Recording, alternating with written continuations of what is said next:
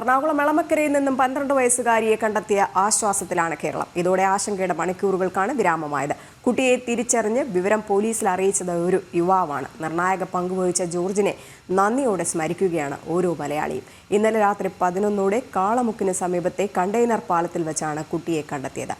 സുധീഷ് ഗോപാലിന്റെ റിപ്പോർട്ടിലേക്ക്. എളമക്കര സ്കൂളിൽ നിന്നും വൈകിട്ട് വീട്ടിലേക്ക് തിരിച്ച പെൺകുട്ടി, 12 വയസ്സ് മാത്രം പ്രായമുള്ള പെൺകുട്ടിയെയാണ് കാണാതായത്. ഈ സൈക്കിളിലായിരുന്നു പെൺകുട്ടി വീട്ടിലേക്ക് പോയത്. അത് പച്ചാളം വരെ പെൺകുട്ടി എത്തിയതായും പോലീസിൻ്റെ അന്വേഷണത്തിൽ വ്യക്തമായിരുന്നു. പിന്നീട് എവിടേക്കാണ് കുട്ടി പോയതെന്നത് അറിഞ്ഞില്ല. പിന്നീട് വല്ലാർപാടം ഭാഗത്ത് പാലത്തിന് മുകളിൽ നിന്നുമാണ് പെൺകുട്ടിയെ കിട്ടിയത്. ഇത് നാട്ടുകാർ ഈ വിവരം പെൺകുട്ടിയെ അവിടെ കണ്ട് സംശയം തോന്നി പോലീസിൽ അറിയിക്കുകയും അവിടെ എത്തി പോലീസ് കൂട്ടിക്കൊണ്ട് പോരുകയുമായിരുന്നു.